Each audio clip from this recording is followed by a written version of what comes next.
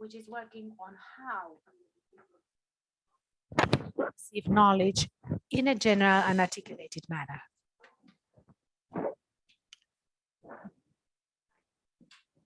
We will welcome a panel with incredible women who practice within the STEAM field. We will be starting shortly.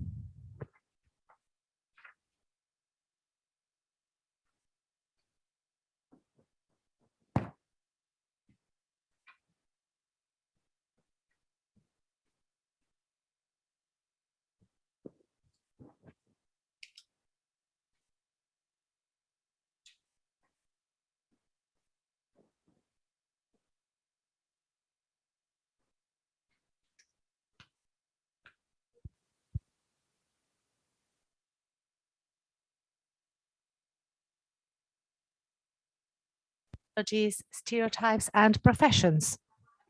And for this, we welcome our 5 fantastic panelists. Can you please come to the stage? They will be talking with us. We will have an open discussion on this discipline.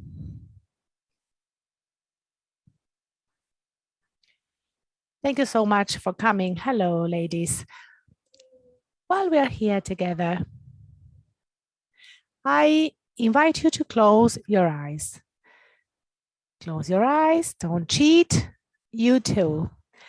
Please, close your eyes for a few seconds.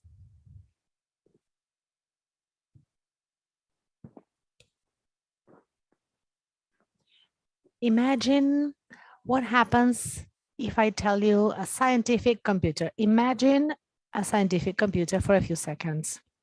Without opening your eyes, imagine what happens when I tell you material engineering. What happens when I tell you IT engineering? What did you imagine? Now open your eyes. And we could say that scientific computer can be imagined as to where our imagination takes us. That place where there are many machines, many monitors in a dark room. When we speak of engineering, we will meet a man who has this nerd style, very tidy, always with technology devices behind him. Or much worse, when we speak of IT engineering, we could think of cables, many cables, entangled cables, the terror of technology. What shall we do? Where shall we put cables? Now, what if I tell you that actually, when we speak of scientific computers, we will speak about real, concrete women who are currently working and who have been developing for decades products, research projects. They have been dealing with the field of knowledge, like Adriana, who has been one of the first scientific computers, or in IT engineering or material engineering, we could speak about Long Lab girls who are creating groups to do joint research on innovative solutions for a better future. That's what STEAM is.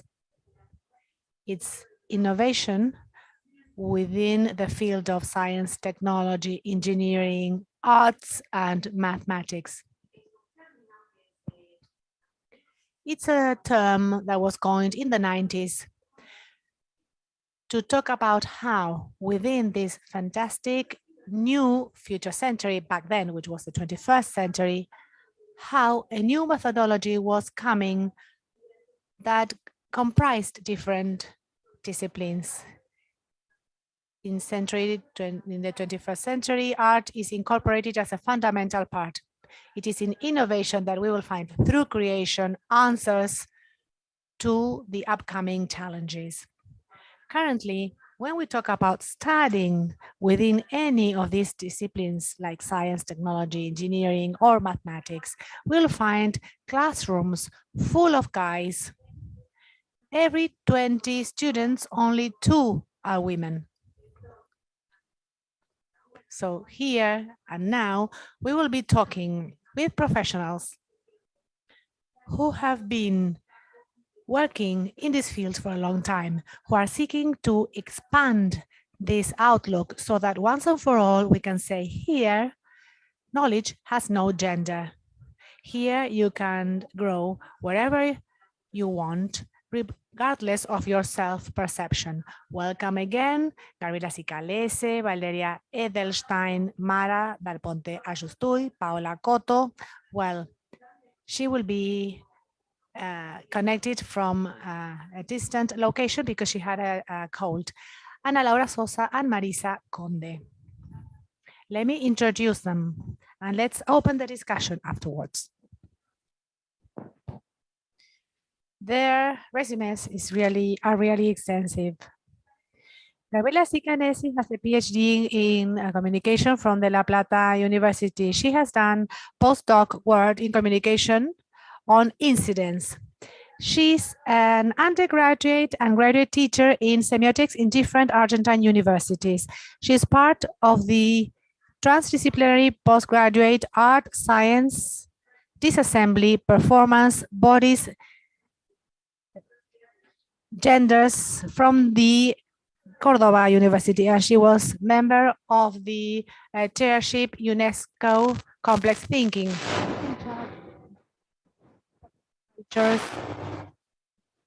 So at UNSAM University in the communications program, where she does extracurricular activities focused on communicational productions that are gender-based.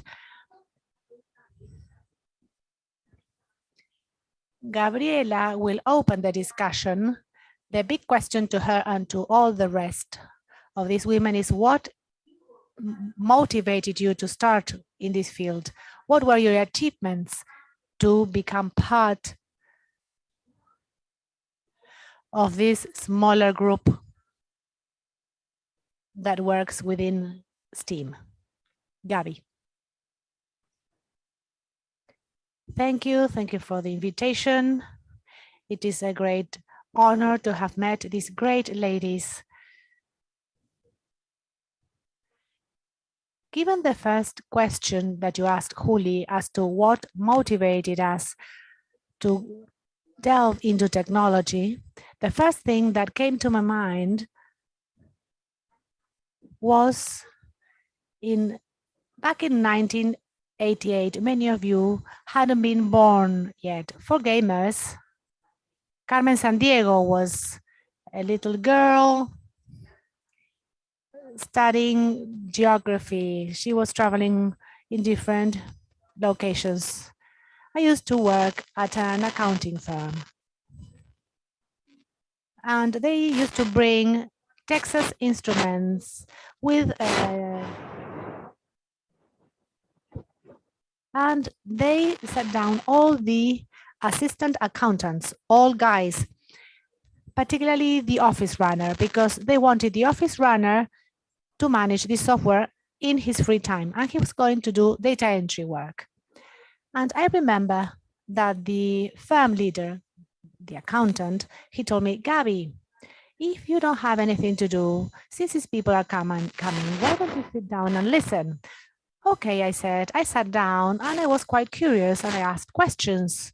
And the trainer, who was also a man, said, okay, you go ahead and try as well. So I ended up being the data entry person for that place instead of the office runner who was not interested at all. Why am I telling you such an old story? Because those of us who are working on gender work, it is more philosophical in nature. We speak a lot about the sticky floor or the crystal ceiling. Women, when we want to grow, and once we are within the industry, as is the case of my panel colleagues here, when we have children, we quit. So we find this crystal ceiling and also a sticky floor because it's harder for us, and it's hard for us to get into the business. So my colleagues from the campus where I'm the academic development director, which I have been doing since 2016, they have illustrated this idea with this picture that I wanted to share with you. My message is, let's not forget that we can discuss everything so long as we are within. That entry is the first thing that we need to create. Then, a decade later, in the year 2000, I used to work at a communications center, and I wanted to launch the first distance learning program with a virtual platform, which is quite common now for us with the pandemic. This institution had been doing distance learning for a long time, but a platform had to be developed. Moodle did not exist back then. Now we have Blackboard, a new platform. We have a lot of technology available now, but back then, booklets used to be mailed to the students. We were trained, were women. And so in a decade's time, from 1987 to this new story, we can see that women have been more included. Well, no, that's not the case. Division of work was something present back then, and the building of archetypes and stereotypes. Archetype is a model to be followed, a role model, the archetypical family, the one that we aspire to. Today, the genders of the characters have changed, like Little House in the Prairie roles. And the same goes for professions. So as you can see here in these pedestals or in these stands, what are the jobs from which we live? We usually jump in through the window, which is education. And a second story along these lines has to do with when I came across Mass Campus. It was a new technologies institute. In general, video games was not central. There was a lot in connection with post-production. That was back in 2005. And as a result of an agreement with CONICET, which is a national technological committee, there was a female researcher from the University of Rosario, came along with a male programmer and a female future doctoral student. And I joined the team on the organizational side. So I joined Image Campus. That project grew. It was one of the first CONICET projects in the company. There is a CONICET mode, which is in-company researcher. And Mass Campus was the second one in the country to have it, and the first one from an institutional educational institution. So it was quite innovative. But who took away everything, or who got all the reward? The programmer. We were exchanging all the requirements with this or with us. Don't do a panoptical platform. We have this educational program. Finally, like with the office runner, everything was assigned to the man.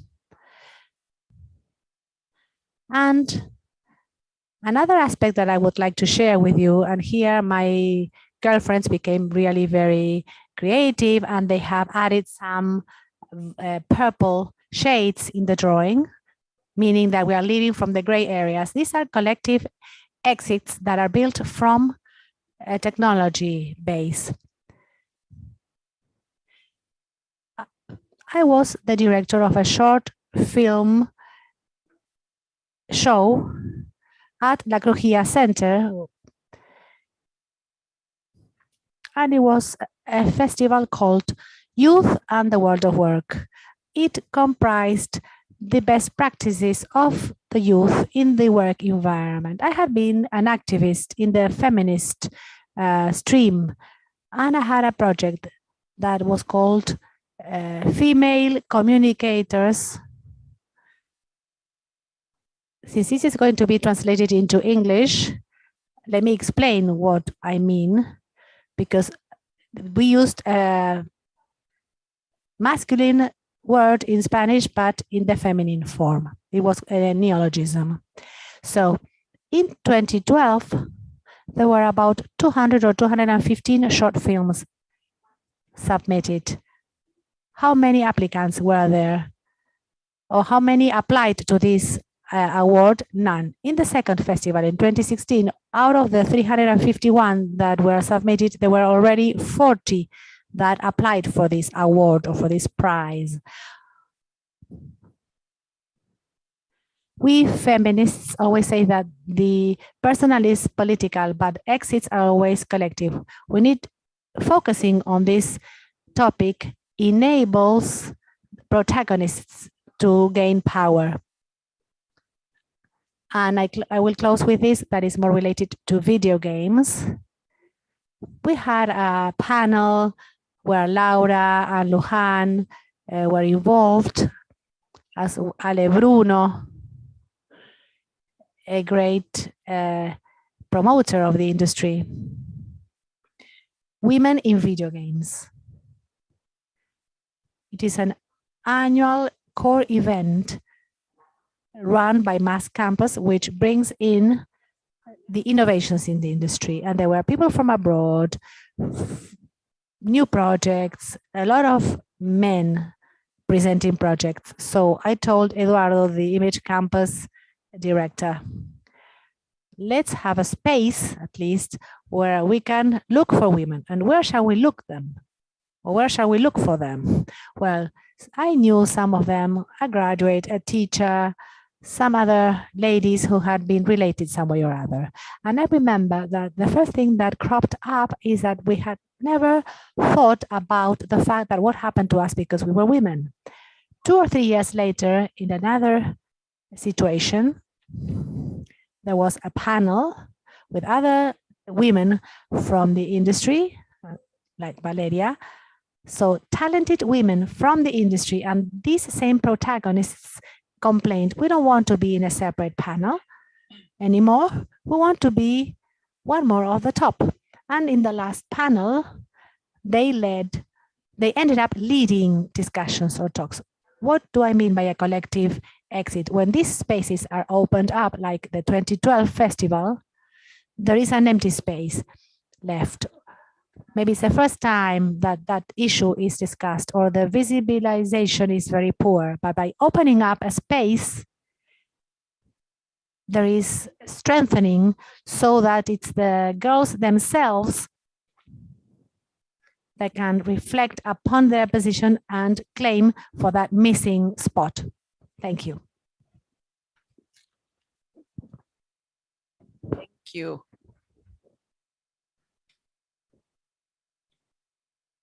In the exercise that we did at the beginning, took it from a TED talk. These are talks that inspire and motivate by Baby Steph, who is an engineer. And that's what she said, close your eyes and imagine an engineer. And very few would imagine Debbie Steph talking to them. And very few of them would imagine Valeria Carolina Eldestein as a great scientist who is here to share the path that took her to where she is now, with a recent launch that she will talk to us. She's a scientist, chemist, teacher, and popularizer of natural sciences in Argentina. She studied chemistry and earned a graduate degree and a PhD from University of Buenos Aires. She's a researcher affiliated with the National Council for Scientific and Technical Research, also called CONICET. She is the co-founder of Científicas de Acá, an initiative to give visibility to the women who have worked and are working in science and technology in Argentina. Gabi, please tell us what brought you here. Hello. I don't like using the mic. How are you? First of all, thank you for inviting me. I love doing this talk and sharing experiences, but I'm going to do a mini game and then I'm going to talk to you a bit about my story. The idea is the following. There are many people working in research everywhere in the world on science and technology. So I'm going to ask you, how many people do you think are working in science and technology around the world? And out of that percentage, how many of them are women? And you will raise your hand when I name the rank where the correct answer is. I'm going to ask how many women are working in science and technology around the world as a percentage of the total. And if you think it's 0 to 10%, raise your hand now. Oh, you're optimistic. Okay. From 10 to 20%? Oh, you are not that optimistic. 20 to 30? 30 to 40? That's a couple. 40 to 50? Anybody? Over 50, I'm not over 50%. Adriana says there is. I asked with regards to the total around the world, and the right figure is just 29%. This is the part where people who get happy, the people who got it right, but it is terrible. It's less than a third of the total who are women, and we are half of the world. So we have a problem there. As we were just saying, and Gabriela had mentioned, it's very difficult. There's an iron door. We can't go in. What do you think happens in Europe? Let's take Europe as an example and say, okay, let us go the same game, but in Europe. What do you think out of the total of people who work in science and technology research in Europe, what is the percentage of women? 10 to 20? 20 to 30? 30 to 40? 40 to 50? More? Over 50%? Adriana still says that she is optimistic. In Europe, according to the last statistics that UNESCO has carried out a special study that it does every 10 years, the last statistics from 2018 showed that there is 32% of women who are working in science and technology in Europe, which is the average around the world. It's not that far. It makes sense. So now we're going to do the fun part, which is Latin America. What's happening in Latin America? And we go once again, how many women are there working in science and technology in Latin America? From 0 to 10%? 10 to 20? 20 to 30? 30 has gone down on the percentage. 30 to 40? 40 to 50? This is the surprising part. In Latin America, we are about 45 to 40%. Yes, we're more, we're almost paired. In Argentina, we are more than half. In Argentina, out of the total of researchers in science and technology, 51%, depending on the statistics that we take, is women. And we must say then, what are you complaining about? It's a lot of you. You're in. That's when you have to look at it more in detail and see what's going on. And what's going on is what Gabriela was just saying. It's very hard to get to the top positions. There's many of us, but we are not in the highest positions and we're not everywhere. And that is important. We are a lot in humanities and social sciences, in medicine, because healthcare implies looking after other people, but we're not in engineering, we're not in IT, we're not in maths, we're not in physics. And we find a lot of obstacles. And one of those hurdles was also mentioned by Gabriela, which is motherhood, and it's not minor. And I'm going to talk to you now about an anecdote and about why we do what we do with Científicas de Acá. I have two children. I have an 11-year-old and a 7-year-old. When I was pregnant with my first son, I was doing my doctorate degree, and I would fall asleep everywhere. If you've ever been pregnant, you know this. You just sit down and you fall asleep. So I had to explain that to my boss at that point, my boss, Elizabeth Harris, I had to tell her I am falling asleep because I am pregnant, not because I'm not interested in the work that I'm carrying out. So I told her, I said that I was pregnant. And Ellie, who already had 2 children, said, don't worry, I'm going to help you. And at that point, I thought, what does she mean? What's she going to help me with? Why would I need help? And that stuck to my brain. When my son was born a few months later, he had respiratory trouble when he was young. I had to, of course, look after him because care duties are not equally shared. And at some point, I heard 2 colleagues who were also mothers speaking among themselves. They did not know that I was listening. And one said to the other one, what a shame, this girl had a great future. So this idea that now that my son was born, my future was truncated. I had nothing else to do. And those situations, these 2 examples I'm giving you, really made a difference to me because they showed me the possibilities that were in front of me. One possibility was to completely ignore all of the systemic hurdles that are not individual. It wasn't just my problem. It was a problem within society. And to say, no, there are women who get very far. If they could do it, you should be able to do it. Do it. And if you don't do it, it's your problem.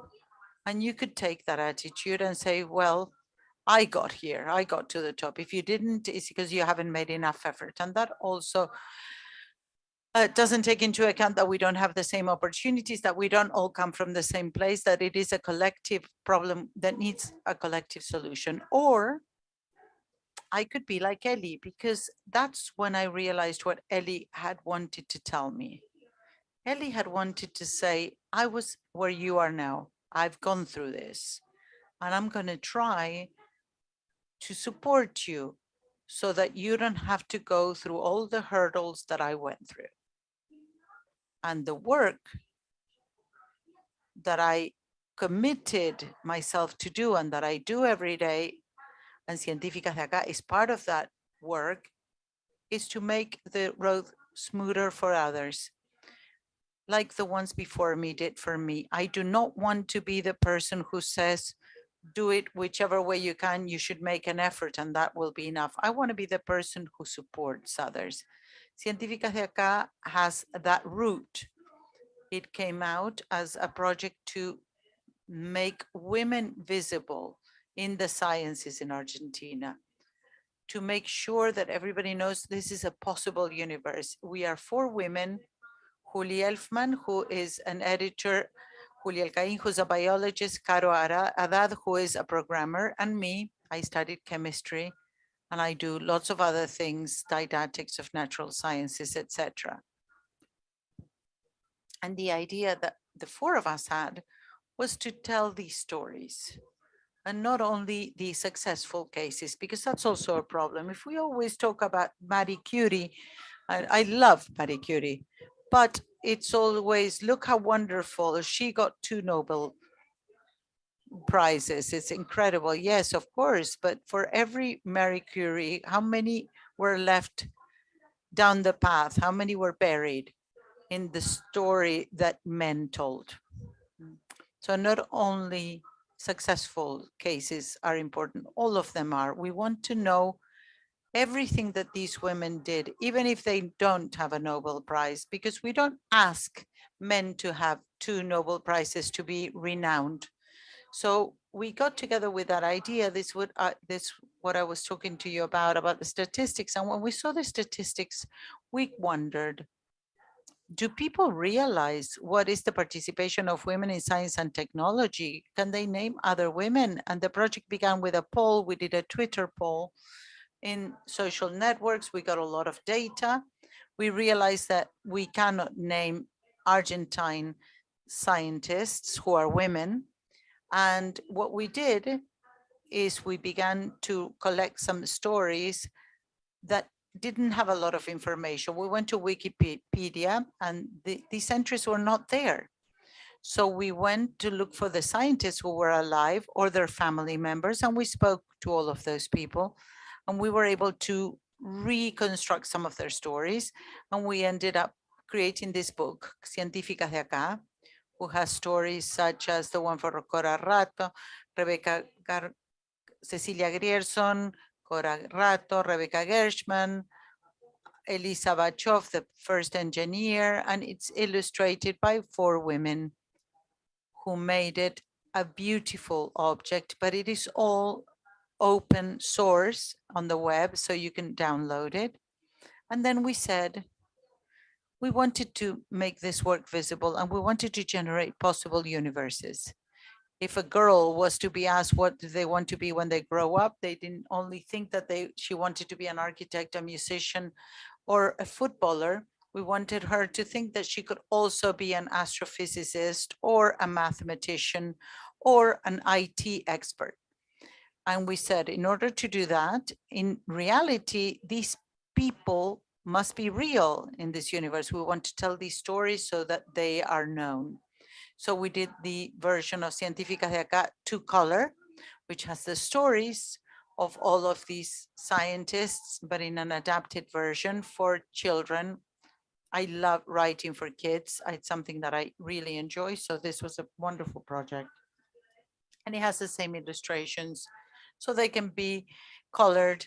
And within that process, they can recognize these names, all of this work and all of these faces, and realize that perhaps if I ever want to study IT, astrophysics, or maths, they will not be on their own. Many women have done it before, many women are doing it now, and we want to support them. We want to be there for them.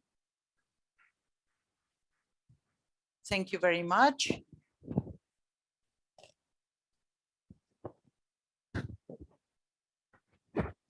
Great, welcome.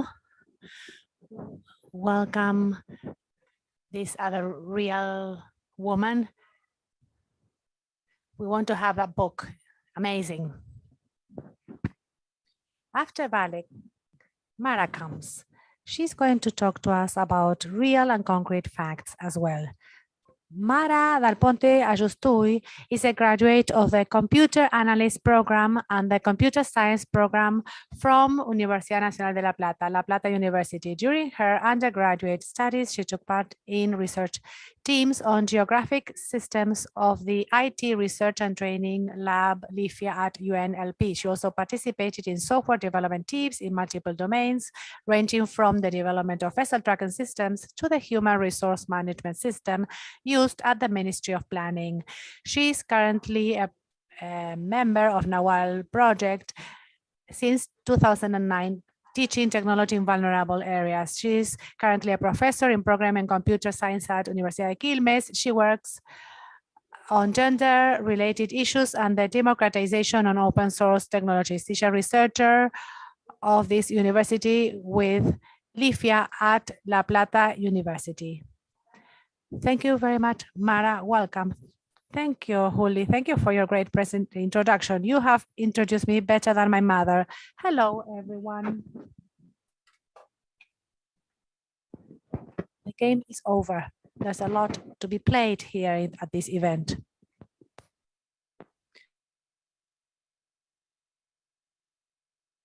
I like mathematics. I like to program. I was really lucky. In the 80s, I played Carmen Sandiego. I played Prince of Persia because there was a computer at home and my dad knew how to program. He used punched cards for programming. Do you know what I'm talking about? You are nodding, but I'm sure you don't know what they are. So I was born in a privileged household. That I could living with this. Back then, I didn't even know that the name was programming. I don't know whether you know what programming is. Does anyone not know? Well, so you're all privileged people, because in the spaces where I work, in the neighborhoods where I work, that's something that's not known. People don't know what programming is. There's like a twisted version. There's bad press on what we do. So that's why many people, men and women, don't have the initiative or are not encouraged at doing this or earning a living with this. University is already a place for the privileged. We see also this gender gap, which is huge. I've been a teacher at the university for many years, and in a 40 student classroom, I normally have 2 women, 2 girls, and there's never been a non-binary person in my classrooms. I know that in another classrooms there have, but I've never come across a non-binary person, which is quite remarkable for statistical purposes. I believe I am a privileged person because I was able to study a program which is very male-oriented. I was the only woman in many of the subjects that I studied. I started with several women, but then as I graduated, I was the only woman left. And at some point, I found myself dressed like a man. Probably it must have been a survival strategy. All of a sudden, I had a haircut and I tried to pass unnoticed, not to speak of raising the hand or asking question. Men capitalize words, always. That's on the one hand. It was something that bothered me. And I used to wonder, why are there so few of us? I always asked myself that question. I had the fortune of finding Nawal Project, whom a friend of mine took me to. This is a space to formalize this work. It's great that universities have this program. We try to bring technology closer to lower income areas, not just for them to learn how to use a computer. Conectar Igualdad, the first cohort that received a computer, but also for people to think themselves as technology producers. For that, we needed to explain to them what software and hardware are and what programming is. What is that all about? So we started to think about what we could do in those lower income areas in connection with technology. Because besides, we understand what the job market is, we understand what technological development is, and we said to ourselves, there is a lot of work out there and there are a lot of unemployed people. How can we match these 2 things? And we had the privilege of going to university, so we need to take over and do something about it. So we said to ourselves, what does the job market need? And what background do these people bring?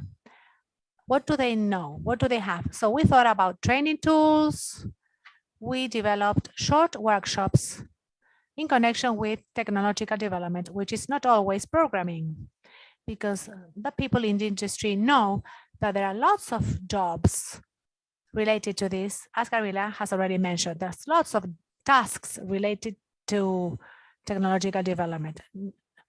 Art, there's being able to talk to people with human beings and understanding what they need, have a good interface, which is normally done by women. Another task that is related to this role segregation that's arbitrary. So on the one hand, there's the gender concern with the social and economic emergency. So how can we make girls understand themselves as having the right to be in the technological field? Basically transforming their reality, giving them a space in the technology job market. How can we do that? As Vale mentioned it, reference. The fact that reference should be real approachable people, because girls from the neighborhoods look at me, they see me, and I tell them, I'm a programmer and I love it. And I really become very intense and we can do a game. And they tell me, but you are you. You have light colored eyes. You had a family, a mom and a dad that gave you a computer when you were a kid, because I tell them my story. Many of these girls, they have the notebooks from Conectar Igualdad and from Juana Manso laptop programs, but we need a twist to this. We need for some of these girls to reach the place they deserve, that we all people deserve. So what can the job market do in connection with technology? Articulated with university or other training centers. It shouldn't necessarily be a formal entity. What can we do to give them a real opportunity to these people, to these girls, so that they can get their first technology job and that they can sustain it? Because we have some experiences of girls who have got a job, girls who would never have thought that they could join a company and who were expelled, not because they were fired or not because someone in particular were bad at them, but they didn't feel they were represented there. They always felt outsiders from that world. They always felt that they were in an inequality position. So we should think about a realistic inclusion model. So they should join the job market, but also be able to remain there. So I encourage you all to engage in a discussion in a moment, for you to say what you have, what your thoughts are in connection with this, because this is nice when there is interaction. You could, for example, say, I don't agree with this, and I believe that this will be useful to all of us. Knowing other cases and other scenarios will be useful for us, because I took this question to my colleagues, women programmers who are working in the industry, some of them who were students of mine, and I asked them, hey, when you were a kid, what did you think that you were going to study? Why did you choose this program? Did you know any woman who had done this before? Did you undergo violence, any type of violence when you were doing this degree program or at work? From all those experiences that I gathered, well, maybe at the statistical level, they are not too many.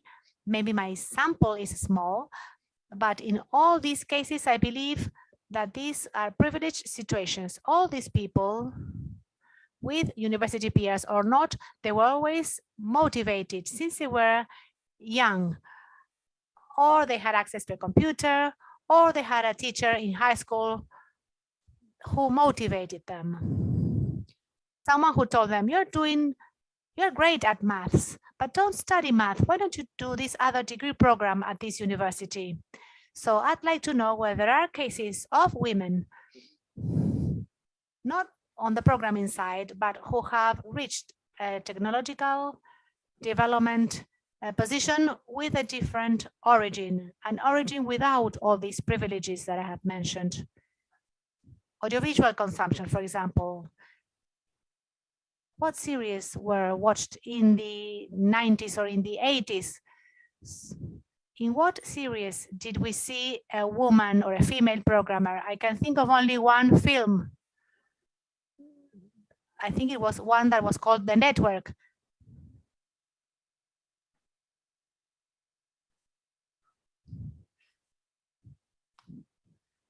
So there aren't many programmers, much less women. So we are very limited to say, I want to be there. So I encourage you to exchange ideas or to interrupt one of my colleagues in a moment, whenever you want. Thank you so much. In fact, we are going to have a moment for a Q&A later to do an exchange, because that's what really enriches us, and that's what Sheroes in Games is about. We are now using this video for the future generations and women of the present who may say, well, I would like to work on this. I've always loved science. I've always loved mathematics, or just using the computer, tearing it apart so as to make it up again. And speaking of different fields within STEAM, we're going to listen now to Ana Laura Sosa Antia, who is a translator, sworn translator from UMSA. She did postgraduate degree in cultural innovation in UCA. And it's been 10 years since she's been leading technical innovation projects. In the present, she's part of Game in Globen, where she works as a project manager in eSports project. She's participated in initiatives that promote inclusion of women and girls in the industry of gaming. Welcome, Ana Laura. Thank you so much. Well, good afternoon, everyone. Thank you for your invitation. I also would like to thank the organizers and my manager and director that for some reason thought it was a good idea for me to be here speaking about my experience in gaming. Well, I prepared something that I will be changing right now because there were some things that were discussed that I was going to say. Can you hear me well? Okay, great. So I was introduced as a sworn translator, English sworn translator, and what do we do in the STEAM world? You might wonder. Well, I'll tell you a bit about my story. I've always been interested in languages. They've always been easy for me. It wasn't maths that was easy for me. I'm on the other side, actually. Whatever's linguistics and grammar, I've always been good at that. So I chose English translator course. When I was doing the degree program, I was doing fine, but I didn't like law, studying law. So I was thinking, what could I do? And that's how life brought me, and a few years back now, to apply for a company you might know. It starts with an E. It's a very famous IT company, one of the pioneers, actually. And as I was thinking about this talk yesterday, I was thinking, what can I say as a sworn translator, an English translator actually, here after hearing about all these wonderful women who have spoken today. I felt like I wasn't supposed to be here really. But I thought, I'm going to do my talk for everyone who's here and everyone who is on streaming too, focusing on what did I do to be here? Because I think that what I've done, anyone can do. And that's how I thought, okay, what motivated me? What path did I go through to become project manager at Globant? I'll tell you a bit more about my experience. I'm in AAA game in a very important sports league that I cannot mention. We have signed an NDA, so I cannot tell you more about it, but it's a very important game here in Argentina. We are about 50 people working in the game development, about 50 actually. We're 2 people short of 50, but there are only 5 women in almost 50 people. 1 in the team leading part, which is me, and then we have 3 developers and 1 more woman. I think it's quite short, only 5 and 50 people. So I started thinking, why are there no women in this field or in these higher positions too? And Gabby was talking about the glass ceiling. So I started thinking, why am I here? How did I break the glass ceiling? Because I do think that I broke the glass ceiling. And once you break it, it becomes easier. We can all agree on that. You can vote, you have a voice, but how do you break it in the first place? So I was thinking from my own experience, what did I do? And I was also thinking about my current position in Globant as a manager. What blockers, what obstacles do people who want to be part of face to be in the game? What does it take? So I was thinking about my experience on the one hand and about the obstacles I see on the other hand. So what did I do to be here? And something came up, and it's not minor, which is related to the access to languages. What allowed me to break the glass ceiling was speaking English, which might seem implausible, but you have to be a designer or a developer. But what made me break the glass ceiling was speaking English. Once I entered this company that I cannot mention, or I don't know if I can, but just in case I won't. So once I was in this company, I loved what I was doing. I was working in the process, then in different projects, and I said, I want to stay in this industry, the IT industry. I find it fun. But what happens when you get a project like the one I have now, where you get new positions? We make the team bigger, or someone quits, or someone moves upwards, so someone else has to take their position. And the main obstacle we have when we want to hire people is language.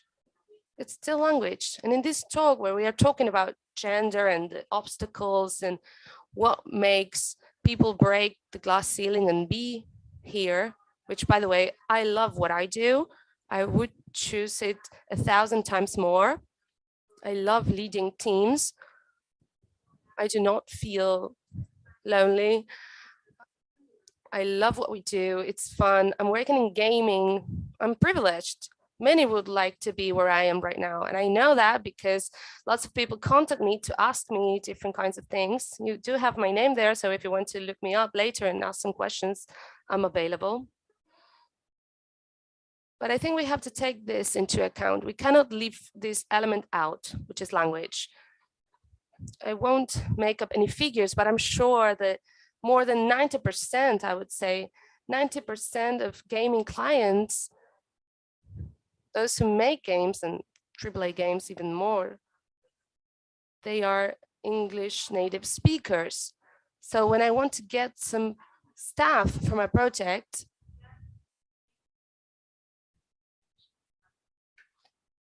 I need to think about the language. Worst case scenario, you get 2 or 3 applicants who are obviously male, few women. In the time I've been working on gaming, I think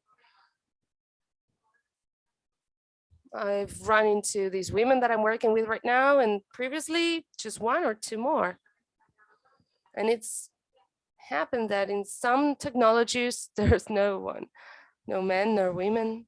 Sometimes we get applicants who are great. We're so happy because we got our staff. And then when we do the English test, they fail. And we cannot ignore this. The gaming industry speaks English. You can ask anyone who works with me. We are speaking English all the time: Slack, email, calls, Zoom, Google Meet, whatever we use is in English. Communication is constantly in English. Documentation on how to access the games is in English. So that's one of the main obstacles. Of course, there are other obstacles, but I'm speaking from my point of view, my perspective as a manager, and the challenges that I've run into. I think it's possible to surpass these challenges. There are other things to solve as well, I know, but I thought it was interesting to mention this point of view. A few weeks ago, we got together to get to know each other and to think about what we would be speaking of today.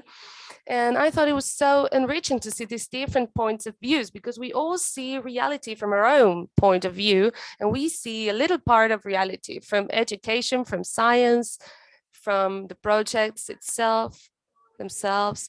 I speak from my position of a company that makes games and what are our obstacles. And I think this should be taken into account. This is one of the biggest obstacles, English. And so we have to take it into account so that everyone can break their glass ceiling. But this is beyond gender issues. For me, speaking English was necessary. I couldn't believe applicants didn't speak English.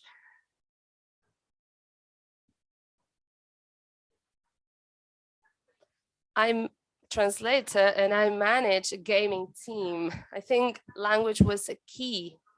I like to call it the magical key. Once inside, I specialized in different methodologies, Scrum, PMI, PO, coaching, and many other things I did throughout my experience in these projects. But I was already in, and once you're in, it's different. Now I would like to leave you with a question to discuss later.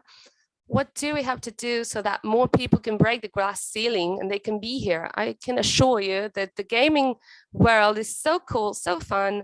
We do great things, and you're all invited to see the different options we have in gaming, not only in Globan. Of course, you are all invited to Globan. You can contact me.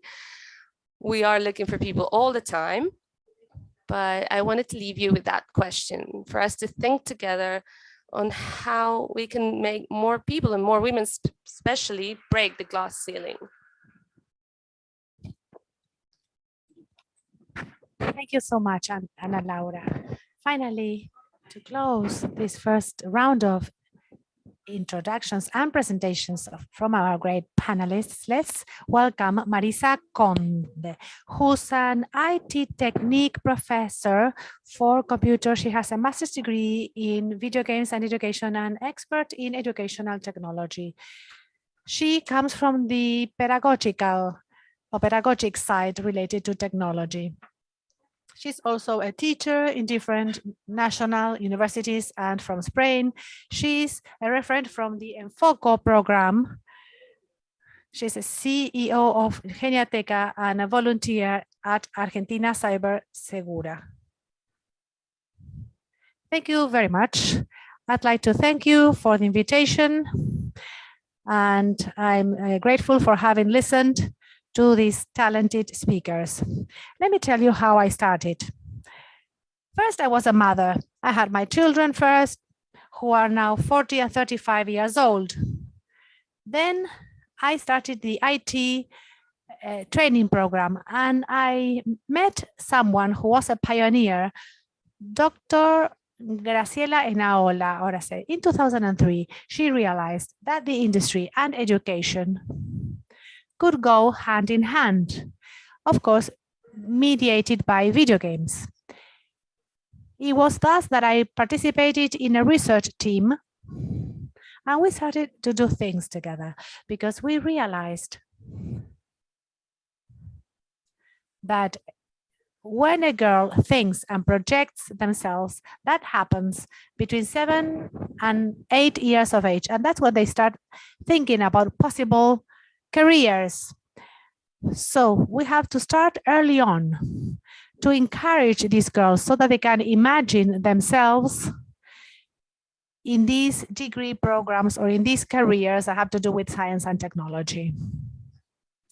We call this tasting workshops, programming workshops, 3D design workshops, 3D printing and robotic workshops. A number of sciences that are related to each other. They are part of STEAM with the work methodology. If we want different people, we need to educate them differently. Working in silos rather than project-based, having a more collaborative mind. And the absence of that collaborative mind creates this bias and the fact that the women cannot join these sciences and this industry. So much so that several women got together. So birds of a feather flock together. So with this same outlook, with this same background and training, we encompass from elementary level to higher level, and we set up a team called Geniateca, like the Library of Genius would be the translation. We conduct tasting workshops where we work with everything that I have just mentioned in different environments. Because girls who have access naturally, it's because they have some sort of incentive at home. But what about those who are not incentivized at home?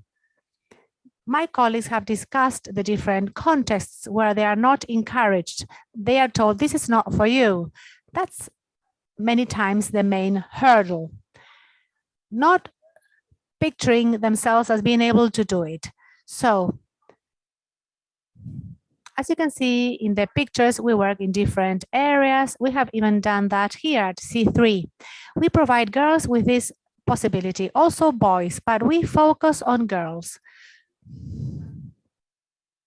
to be able to encourage them. And in this need for there being women in the sciences, I like to speak about airbags. You know, when airbags were created, I encourage you to Google when airbags were invented. You know, that device that cars have. Would anyone be so kind as to look that up? You know, the airbags in automobiles, it's a sort of protection against that are used in car accidents, 1952. Do you know when the development of mannequin with a female body was devised? In 1995. An airbag with a woman's, the airbag had been conceived with the male body in mind, which hurts women more than protects them. Many years went by until those dummies were devised. So as you can see, it is very important to have a female look in science and technology.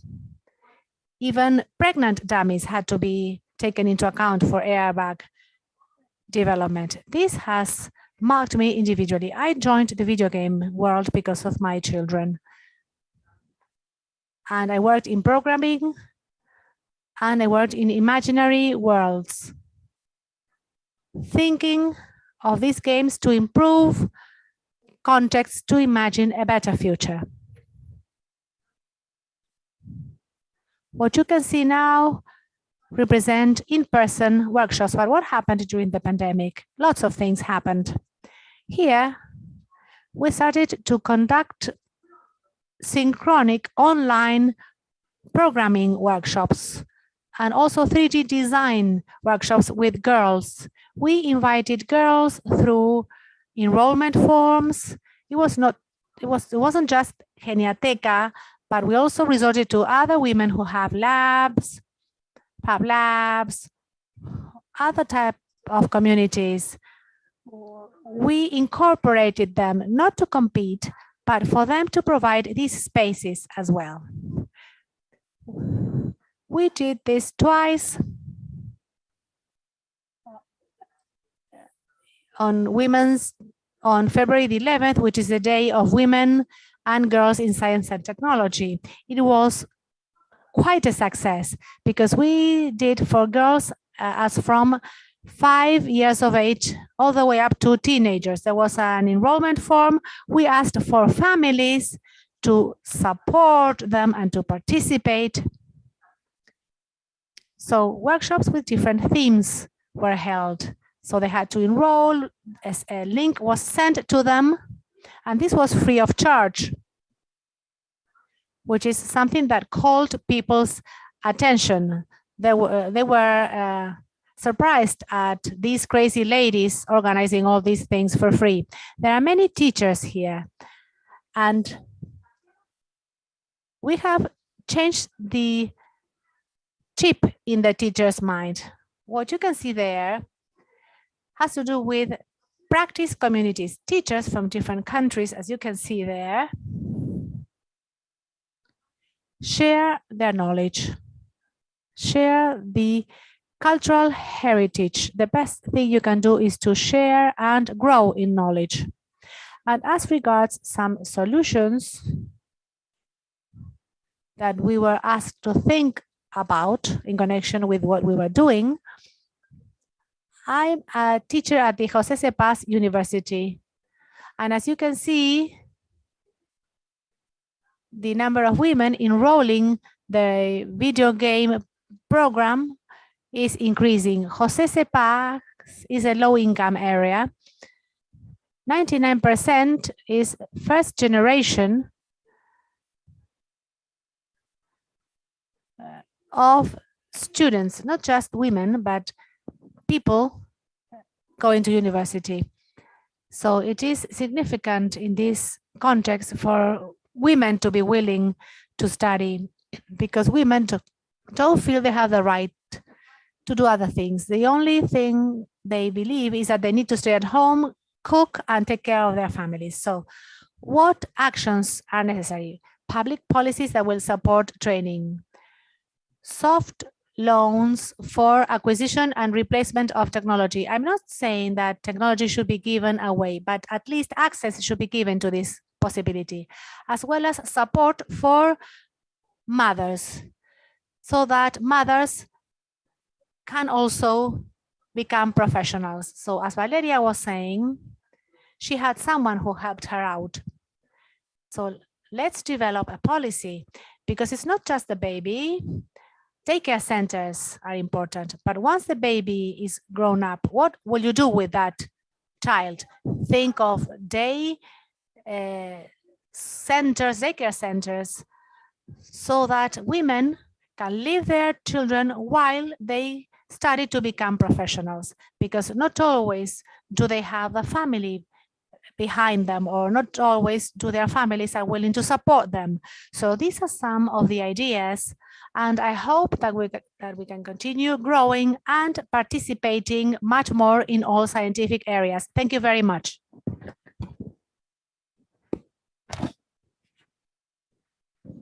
Thank you very much, Marisa.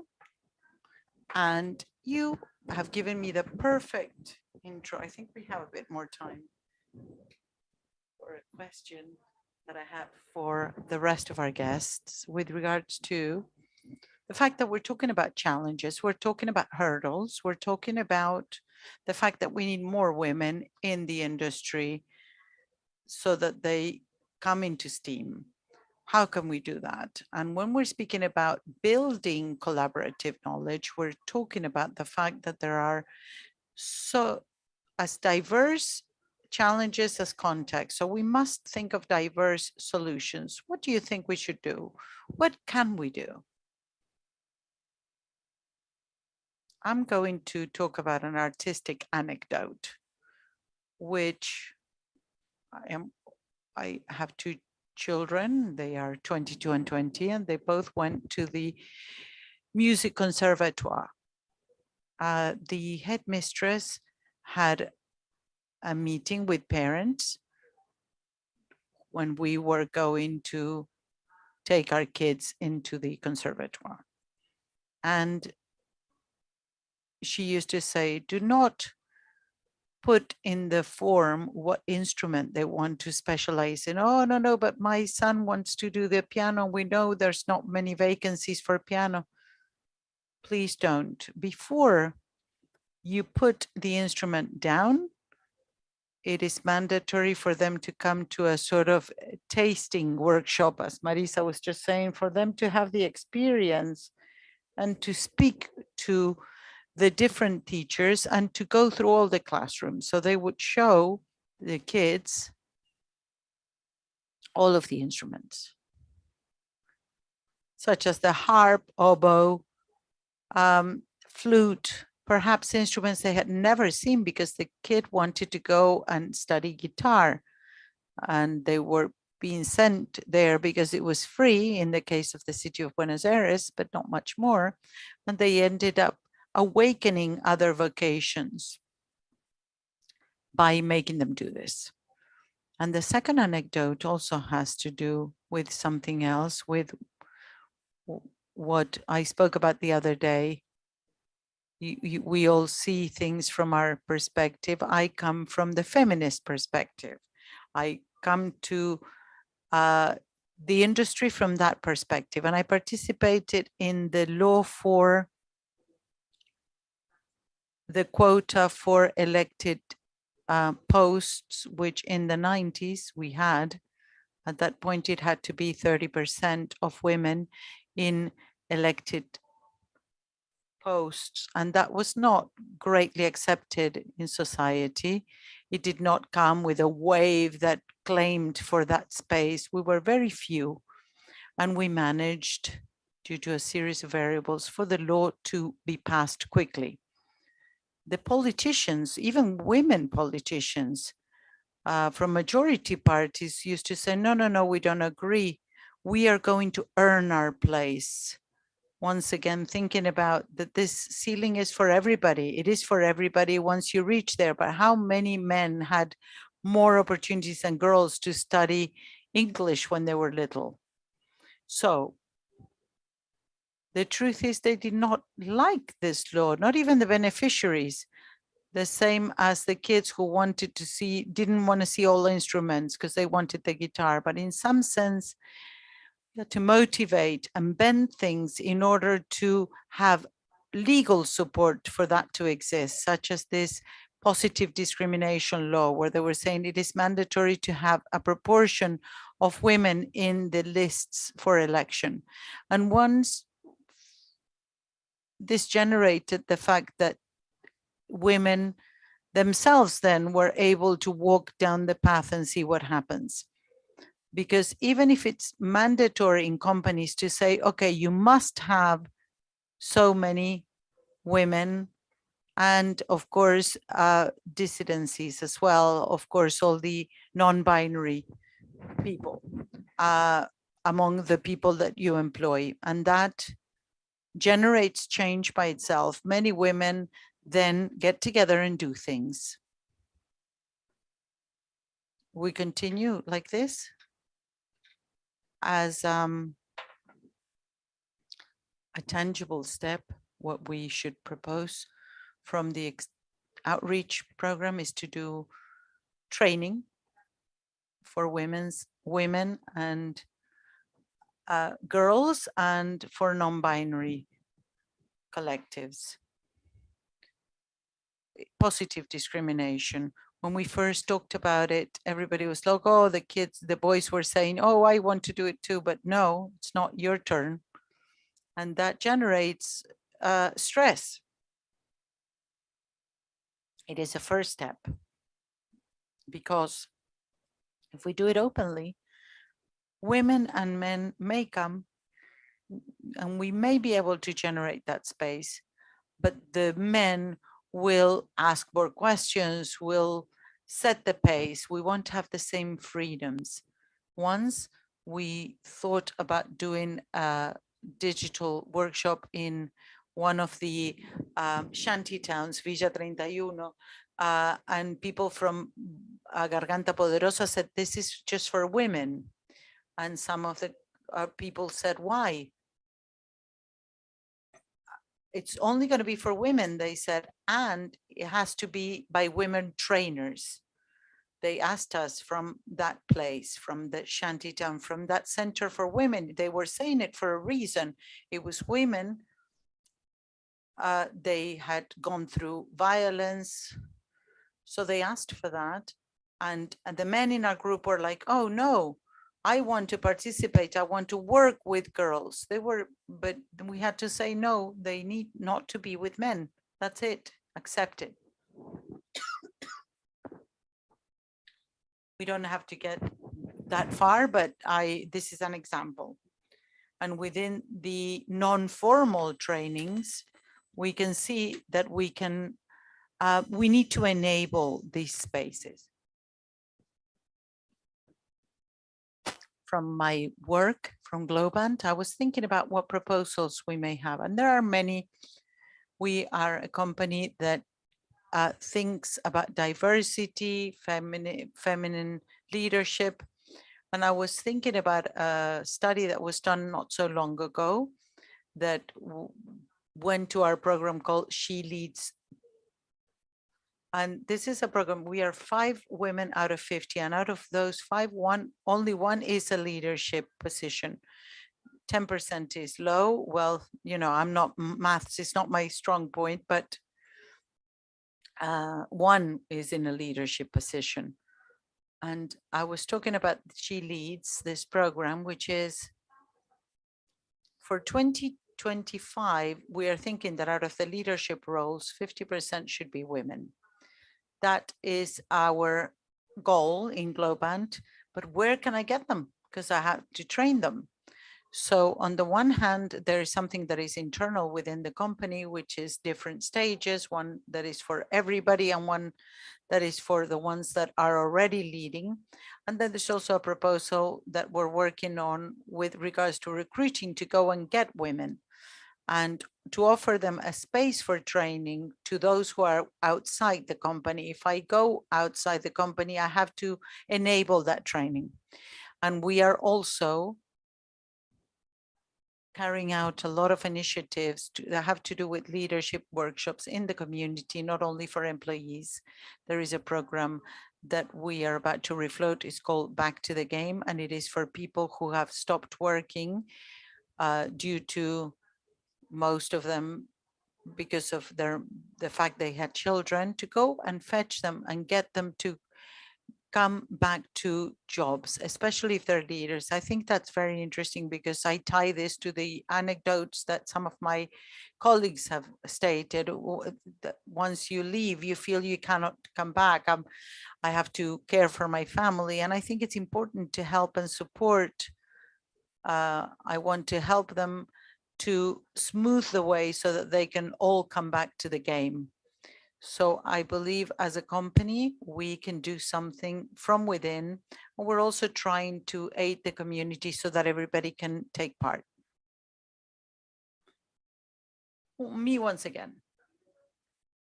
This is the moment where you turn to utopia and you say, it'd be wonderful for the world to be different than it is, but it's not. You have to be a bit more practical, pragmatic. I think there's 3 important things. One is, of course, participation by citizens. One that has to do with teaching, which I think is something that is very, very motivating to me, and it has a great impact. Teaching, beyond its intrinsic value, is able to multiply values throughout classrooms. And then there is communication, which is something that I can speak of from my experience. I don't want to speak just from an utopic point of view. The utopic part is saying, what do we need? We need public policies. Of course, we need public policies that contemplate the existence of places to take care of children. We need public policies that contemplate equality of free days when you're working. We need public policies that are practicable and serious. Can I make that happen? It is difficult. I can do it from as a citizen thinking about who to vote for, but I cannot do much more in that regards. I think we all know that we need those public policies. They should exist, and it is important for them to exist, but in practice, there's not much we can do about it. And I think that is a hurdle that is beyond our remit. I would love for that to be different, but I can't do anything to solve it right now. So I think of the teaching, from the teaching point of view, yes, I can think there's a lot we can do. We can rethink the stereotypes that we perpetuate ourselves. That is an exercise that is interesting in itself. When you begin to think about it, you think that you reproduce a lot of times, a lot of stereotypes without realizing. Sometimes they say, how about in chemistry? How can you talk the atom story with a gender perspective? No, that's where it is. Why? Because sometimes they use examples. For example, in chemistry, when you want to explain what is the relation between products, to have a chemical reaction between reactives. And you say, okay, they so much of a quantity reacts with the other. And a typical example is to talk about a dance couple. Let us imagine that you've got 10 women and 12 men. How many couples to dance can you do it? It is a typical example, because what is the expected answer? The expected answer is 10 couples. So you've got 2 more boys, and that's why you have a limiting reactive. It is an example that we use a lot. But if you have 22 people, you can do 11 couples, because a couple is 2 of something. So that is reproducing a stereotype in classrooms. And what happens many a time is that the students themselves say, hey, that's not right. So I think on the one hand, there is this rethinking of what we repeat, and to listen, because sometimes it feels like we have all the answers and we don't at all. So we should give room to ourselves to listen to people who have other perspectives. And when it comes to communication, this has a lot to do with visibilization. When you can show these possible universes, these are women who dedicate themselves to working in IT, maths, engineering. They exist, they are there. We have public universities, and we can argue, I would love to, we can argue the access, of course, is not the same for everybody. Not because we have free universities, everybody can attend, because that is false.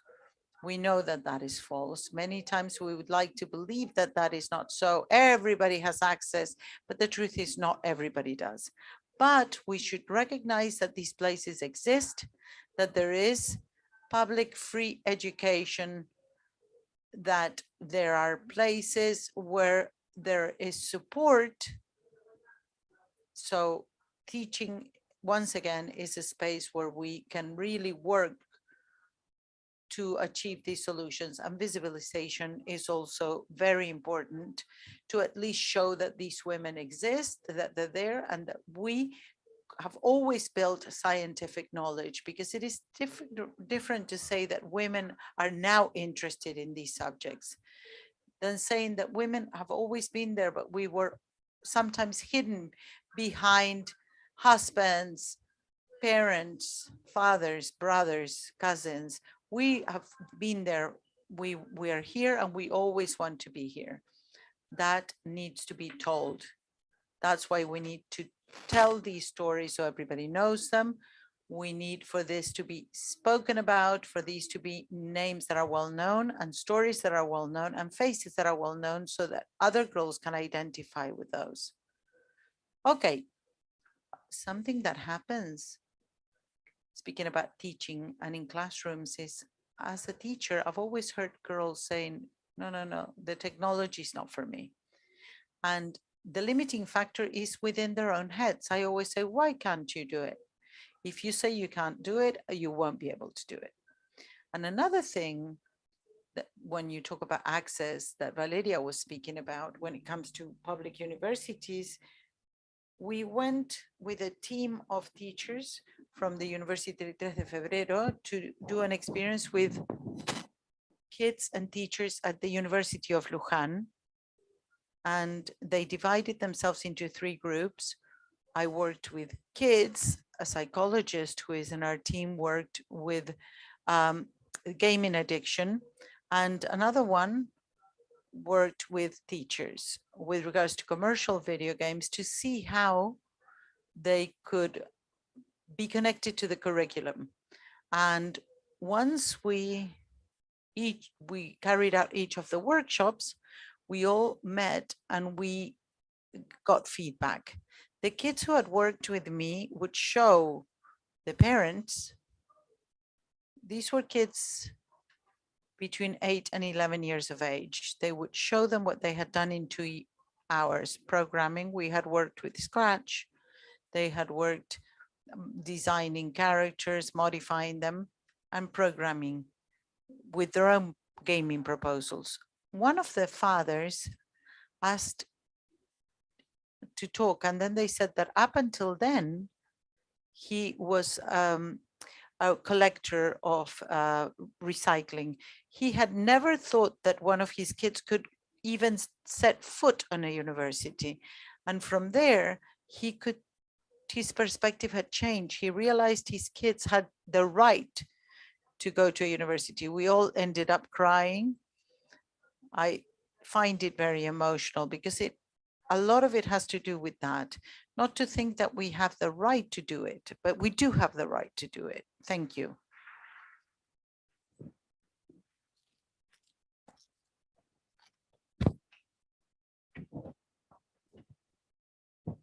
Thank you very much, Marisa. Each and every voice that have been here now represent that the goal of this talk is to be, once again, a space for motivation, for encouragement, for saying, women, here we are. We've been here for a long time. Forever, we've been developing, and we are waiting for you. We do need this extended view. When we talk about building knowledge collaboratively, we hope that this becomes richer with multiple outlooks. We have been working on this project, Sheroes in Games, which we will present shortly. Before anything else, I'd like to thank each and every one of you for being here, for sharing your stories, and also for still being there, motivating, opening up doors, so that this gap becomes more and more invisible, so that it is one more anecdote for our future generations, as immediate as possible, so that this is in the past, like when we say, did you know that in the past women couldn't vote? Today, it's almost, because we need to see where, it's almost an anecdote. So we are going to start part of the story that we are building and part of the story that provides us with support to continue building, to continue looking forward, because it is from this place that the true solutions for the challenges of humanity are built, which we will be facing together. Thank you very much for this panel, girls, and welcome. Sheroes in Games.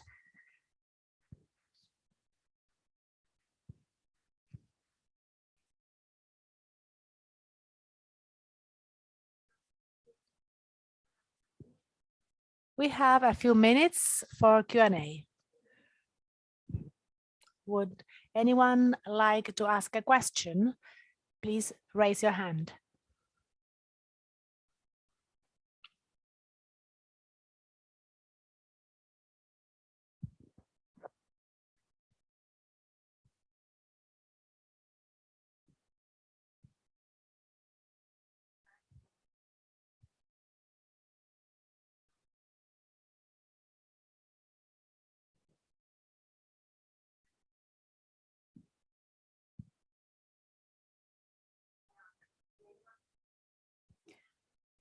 Have you ever felt that you were inferior or invisible because of someone else's attitude, or because of a widespread attitude at work or within the industry as a whole?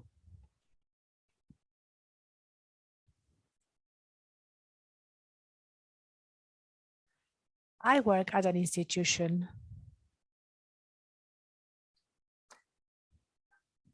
whose 85% of faculty is men, and I coordinate it in terms of content. And the contents need to be developed with me because I'm the one doing the curriculum. Many times they tell me, let me explain this to you. Many times they interrupt me and they tell me, let me explain this to you. So I stop them and I tell them, let me explain this to you. So this doesn't happen naturally and I have to impose myself. And regarding the division of work, maybe now, if someone tells you, go and wash the dishes, as is normally the phrase spoken here to women, there is a great division of work that is politically incorrect. You can't say now to someone, you are good for being a teacher. Like in kindergarten, where there is a corner for cooking and the mechanical corner for boys. And this is still the case in public and private kindergartens. But there are small divisions of work. Like when there are several of us at a meeting, and it doesn't matter if we have a higher rank, we are the ones that end up doing all the administrative work, doing the minutes and setting up the Zoom link. Also, coffee. It's always women who take care of pouring coffee for everyone. And many times I tell my female colleagues, okay, let him do it. And they look at me with hatred in their eyes. Those daily things, they are not related to big premises, but that happens all the time at all times. If you change the chips in your brains, and if you start paying attention to that, you will realize that we need to become vigilant of this. Yes, that is the case in many situations. We are the ones taking the minutes, the ones setting up the Zoom link, just for the fact of being women. This is not a personal situation, but I'm bringing this up because there are many colleagues who must have seen this. There are many situations at work, contrary to what you were just saying, where in a company, a training is organized for anyone or for everyone for career growth purposes, but the email is not sent to women. The email is sent to men. At some Argentine universities, some professors have said they write a syllabus and they say this is deterministic. This is how it's going to work. It's not that it works differently depending on the days of the month. So this is a non-gender-based type of approach.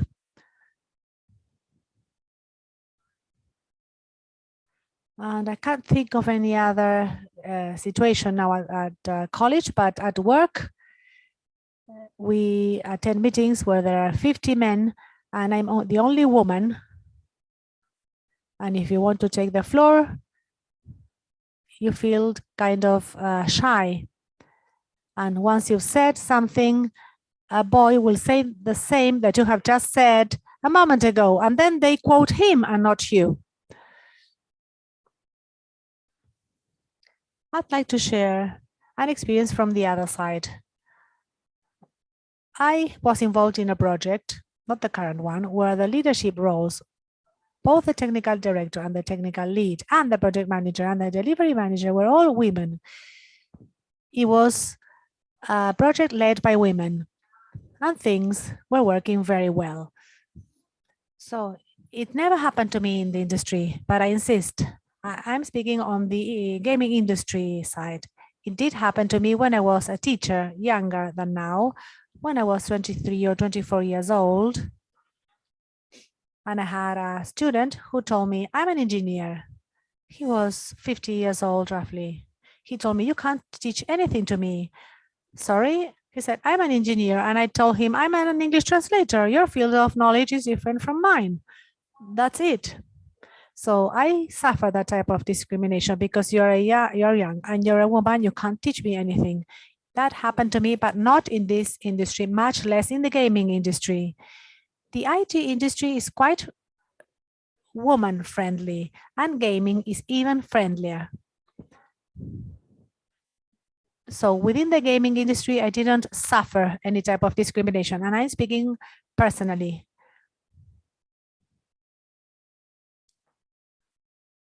Valeria, who was the coordinator for the previous panel, she brought up industry data in Argentina, how many women the gaming industry has and how many women occupy leadership position. That's not gender friendly at all. The data shows that the situation is not friendly. It's difficult for that to be recognized. I understand your position. It's only natural, but I wouldn't say that it is a gender-friendly industry, particularly in terms of content definition. When we are working on what to do with a video game, there's always a patriarchal view in the content development. Think about the stereotypes of the heroines. There is a backward look in terms of aesthetics and body image that is not the case in other areas. So in that sense, I wouldn't state that the industry is so gender friendly.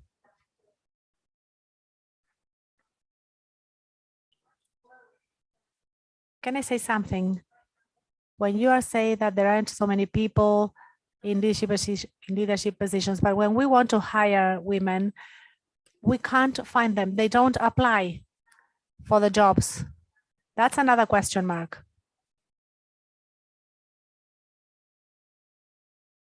When it comes to making decisions, I can bet you who is the one behind decision making. It's interesting here to say that, as I said earlier, there are many challenges and there are many scenarios and they are diverse. And that's the great thing of developing projects like the ones that we are going to be presenting now, where the idea is to bring up these multiple scenarios because each country also has multiple scenarios and there are challenges facing each one of them, operating at different levels. So given those scenarios, it happens that the vision, the search, and the inclusion of women is an important and urgent matter. So I'd like to thank you once again for being here, for participating in this panel. Thank you for bringing up all these questions, for sharing your experiences. Each and every one of you is growing and opening up roads from every node, which is an indication of how important diversity and collaborative spaces are for creating knowledge. Thank you very much. And let's present the project now. Thank you so much, ladies.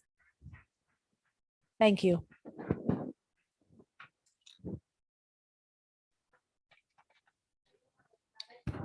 Okay, the idea of opening up this debate and to open up these ideas was to tell those who have just come in and those who had been here since the morning that we are here due to a project called Sheroes in Games, and that together with Lujan Alton, we have been coordinating in pushed forward by the Goethe-Institut, which has united several countries so that each of them from this multiplicity of perspectives can generate more tangible ideas to approach specific challenges, to say that women are here from diverse places, but we want to develop ourselves and we must do so. Without further ado, we will show you what we've been working with our panelists. The whole of Latin America is here: Peru, Chile, Venezuela, Colombia, Brazil, Germany, of course, Mexico. I don't know whether I forgot somebody. We've been working for 3 days here, continuing with work that began in April of last year. The challenge we had was to think about how we can narrow the gender gap. And the conclusion was that we need to reach girls. Part of what the our colleagues were talking about before, is that there are levels of knowledge, and that this universe that is so broad, when we talk about video games and everything that surrounds it, that's why we're speaking about a universe and not a world, because it is a system that encompasses this discipline and different fields such as education, technology, medicine, research. And that's how we structured it, because we didn't know how to go to get this macrocosm to go into a web space. And so it would reach more and more people in various places in the world. And we were during the pandemic. So everything was digital and virtual. A website was too small for the amount of content that we had to share and the amount of voices. And Juli had the fantastic idea of having a wiki semantic. And what does this mean? And many of us asked what that meant. And it means it operates on the basis of the construction of collaborative work. Who has heard about Wikipedia? All of us, of course. Do you trust the information contained therein? Would you cite it? Would you? There is a lot of no's as well. Did you know that Wikipedia, for many years, had to deal with this, how to validate that the knowledge that's constructed by people and that is outside an academic realm or a place that validates it as truth, that this information actually reaches us with real facts and not mediated, as Valeria was saying before, the story told by whom, who tells the story. So in that sense, what Wikipedia did was to reach the solution of wanting to think about collaboration and to have people who actively review and people who validate that knowledge. So that's how you build a network. And that's where Sheroes in games, we thought it's many countries that are involved, many people. How about if we really want to reach more girls and more women, and we can have more collaborators and building and feeding into this system so that we can all validate the fact that this is so. What is the percentage of women who is a role model in the gaming industry? Who could we follow as an example? I am a teacher and I think, where can I take information to motivate my girls? Because one of the things that happens sometimes is it is complex to be accessible when information is so specific, such as motivating women in the technology field. The challenge, therefore, was how to put all that content together, how to make it accessible, how to create a community through time. Now you're getting to know it right now. This is the first official presentation launch. The wiki is still closed to this group, but in November, it will be open for anybody who wants to see it. And how is it built today? What did we think this wiki should have? And through that collaborative idea with all of the team made up of the different countries who are here and the team that are present here that traveled here to see each other and talk and to show all of our projects and to be able to share it with everybody, we felt that this macro universe of video games could be encompassed in a book. We've thought of it as a big book, and this big book could be 4 chapters that are divided and that divide the content, the categories. In this sense, we thought of 4 big content. Chapter 1, the industry of video games, the development of video games. Number 2, chapter 3, how to teach about video games. and chapter 4, which is probably the most important because it is related to a lot of what we've been speaking about in the last panel and what we in the last talk defined, which is the chapter to do with networking, lobbying, and communication, which is important to add more girls and women to the industry. Because although Sheroes in game, our goal is to open up a space and to give girls the space and to allow them to think about the chance of choosing a career in this. Because as they were saying before, the woman from this company was saying before that they cannot find women to fill the position. So the end audience are girls, but this is for people who want to support girls and to open doors for them. So teachers, mediators, trainers, parents, what should they know?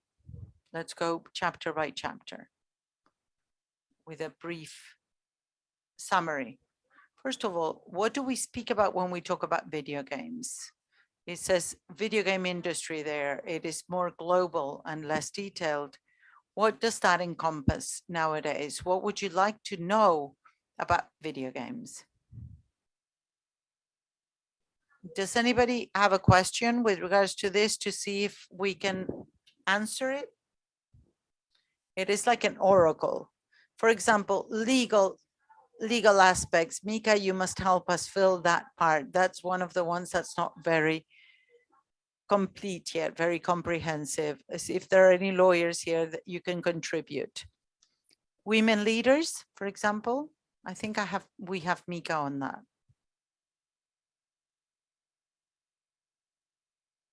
So we have started to fill it up. We forgot to say the wiki is going to be in 4 languages. We're just seeing it in Spanish here for Latin America. So you're seeing Puerto Rico, Peru, Colombia, Argentina. But of course, we will have it in German, in English, and in Portuguese. We will dominate the world. At this point, we should also state that one of the other elements we're working with at the wiki is how we will speak to people, because who is our audience? Our audience, is it the family, parents, tutors? Are we speaking to teachers? Or are we speaking to women, girls, or leaders, or people who within organizations might say we need to do a workshop to motivate more women to develop video games and technology so they can explore this field? Part of this idea is to begin to build this network. And at this point, it will be a work in progress. We will be, as Wikipedia did it once upon a time, we are adding to that open source collaborative tool to be able to build this knowledge bit by bit. Since we have our partners, let's have them collaborate.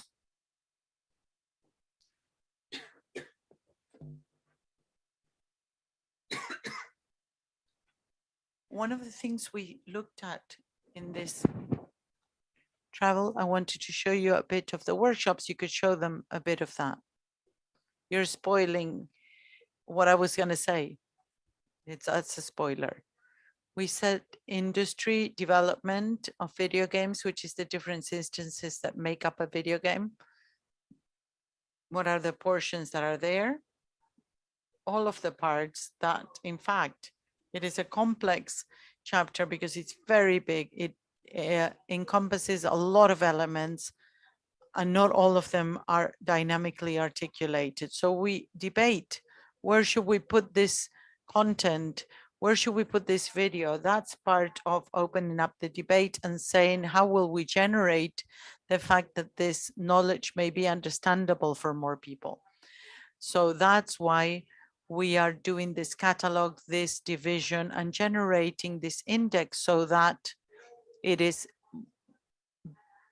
easier for people to understand how you make up a video game and how you can teach it. There's a theoretical and a practical part. So the tool should be here.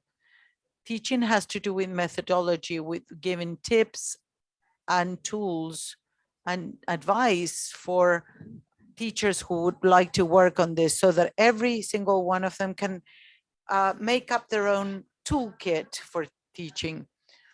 And they've been working on templates that were like a sort of successful toolkit, because if we're speaking about opening up knowledge, we're also talking about the fact that we can generate packaged instances and solutions so that anybody, anywhere in the world who don't know the steps to be able to carry out a workshop that is effective and successful, because one thing is to speak about science and video games, and the other thing is to teach girls or even teenagers who come from a different perspective.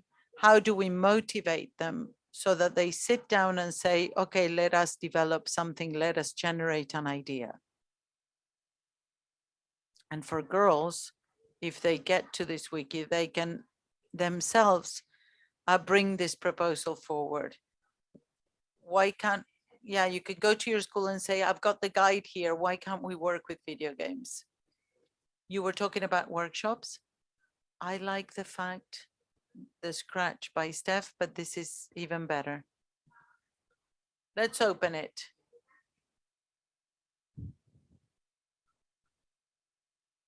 Coding with Scratch, coding with Scratch. This was in German, but the idea is to enrich our perspective and to say we may take the same tool that we use here in Peru, in Bolivia, it was replicated, or perhaps in Chile or Brazil, and that can also be used in Germany, and how the different strategies can enrich and perhaps get a new idea for a workshop, how this workshop toolkit operates. This happens a lot in the process that we speak over each other, so that we have a suggestion to say this works, this didn't work, so that we can skip certain steps. So we generated this sort of form that says how long the workshop was, which group did you apply it to, whether it was 20 people or 50 people online, like the case that happened with the girls in Bolivia. That were massive workshops, and also in Brazil with numerous people coming, and they did. And if you have something face to face, it might be more reduced, and within the different contexts will be varied. Some people will have access to more things. Maybe I'll have to think of something analogical. If I don't have so many hardware tools, how can I create and organize a workshop to motivate them to learn video games? Also, the idea that is in process is that we will have channels.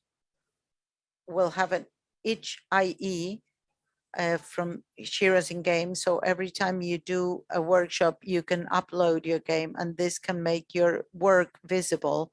This is very nice for the creators as well, because they can see it from anywhere in the world and anybody can play it. Those resources are linked within the same workshop. And in this case, we're going to go into one of the ones that the girls were developing in Germany. Each hyperlink takes you to an element of our toolkit, to a toolkit element, because each of these resources is called elements within our toolkit. And you can go in and you can see all of the detail. What is the goal of this toolkit element or this resource? What is the duration of application, the type of license that is needed, which is very important when you're speaking about open source collaborative tools. And of course, the resource that may be a video or perhaps a PDF or any material that is detailed on a PowerPoint or a slide. That is open and up to everybody to design. And finally, and very importantly, we have, on top of everything that is workshop elements, the lobby elements. So how to generate networks that can, with the right language, what do we mean by right language? With a language that can show that we are speaking to women and girls and motivating them to say what they can, it can bring them, or how we can tell teachers. If I want to train teachers, for example, I am a leader of an institution, and I say, I want my teachers to have the training so they can reach more girls and women. What should they know about gender? And that is part of our lobbying element, where you will find many resources, as you can see, which will be in several languages, and therefore you will be able to select it. And that within what we want to do with women, girls, or with people who will come to train, they will find the lobby element that can suit the content, to give them the tools to be able to justify the courses that they want to do, and to explain why these spaces are necessary, why we must open the doors for girls, and why is it important to work from a gender perspective, what kind of organizations you can go for funding, and what other places.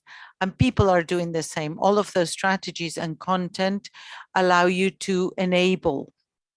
One of the last aspects to mention is a navigational field that we are developing, which we consider will be important, especially contemplating the differences when it comes to language, because how can we speak about inclusion in Spanish? Do we have different kinds of Spanish from Spain, all of the variables in Latin America? And in that sense, how do we generate inclusion? And as the panel was discussing, so that the content that reaches is the right one and is speaking to them. It doesn't always say the men player, the scientist, male. So each of these elements from the toolkit have a series of items where we approach specific gender issues. And when you want to find specific things, you can access them through a menu that has been specially designed for that, to facilitate, depending upon the goal that you want to achieve. Is there any questions, anything you want to talk about? There's a hand up. Please get the mic to the back for the interpreters and the streaming to be able to.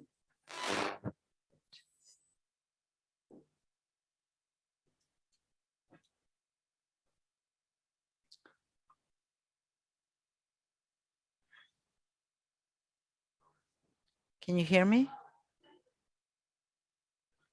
Welcome. One question. I work in design and illustration for video games. I went to a jam and a lot of the girls there told me that they were interested in going into video games, but they didn't know how to do it. I told them YouTube channels, etc. But I wanted to ask whether this page is already uploaded, because I was a bit late. And I saw at the beginning that there was a kind of glossary of how to set up a video game. Can they go into this and investigate? And that would be fantastic if it was. It will be soon. You will find out if you follow us, Goethe, or us, or any of the panelists.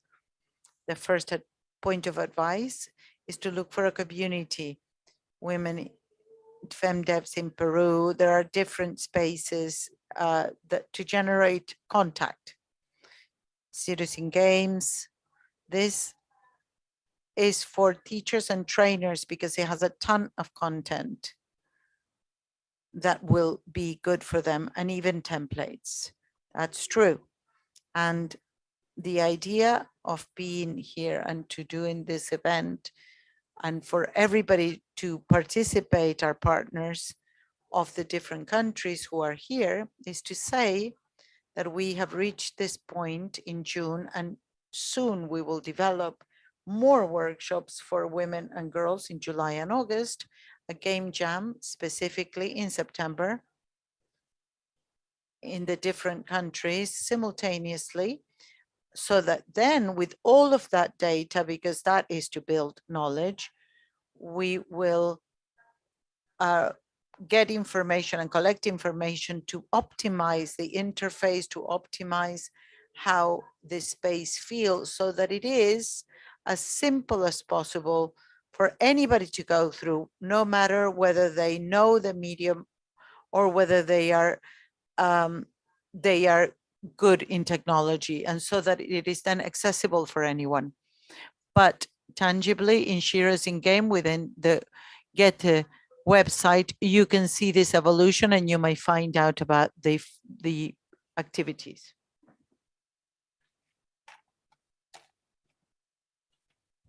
Do you have any other questions?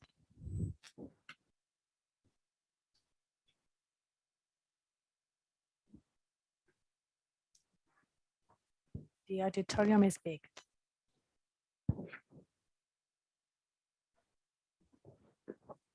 Hello, how are you doing? I'm a translator, and I'd like to know how you would integrate translation in this wiki. I'm talking about gender issues. I have colleagues who have already developed glossaries, gender glossaries, and they have shared them with other colleagues in our profession. There are many women that are interested in gaming from the translation side. And we can help from the semantics and language side.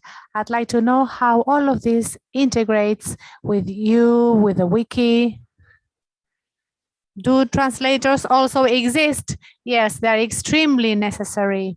And that's something that called us our attention so much. There are many localization professionals joining the industry. Do you mean the Spanish glossary for video games where that Caro Panero belongs to? Yes, that has been a great challenge. We are working on that, and let's continue our conversation. The purpose of this presentation was precisely that, to show you what was ongoing and also to open the space up for those who are willing to join it. As I mentioned earlier, it's available in 4 languages.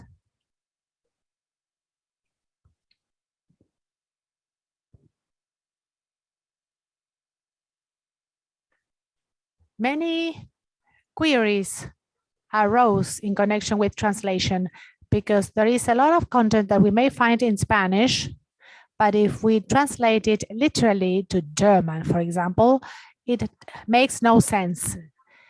That's why we talked about various contexts, the diversity of contexts. Rather than having just one answer or one challenge, there are many things that need to be addressed. That's why we need to have a diverse and eclectic and extended look from the different collaborations and stances. So we will have content that will need to be translated literally from one language to the other, but then there will be content in one language and new content will need to be generated because it will not be the same if a literal translation is done. And that's why translators are so important. They are key for this to be totally accessible. Another thing that we discussed is for it to be accessible for auditive purposes. so that no characters are used that would prevent automatic transcription. Okay, we are nearing the end. Thank you very much for having attended this session. Remember that there's the exhibition or the exhibit until 7 p.m. as well as the university room. And tomorrow there are 8 international games. One of them was developed by Laura Palavecino, who was part of the first panel. And I'd like to thank our partners. Please stand up.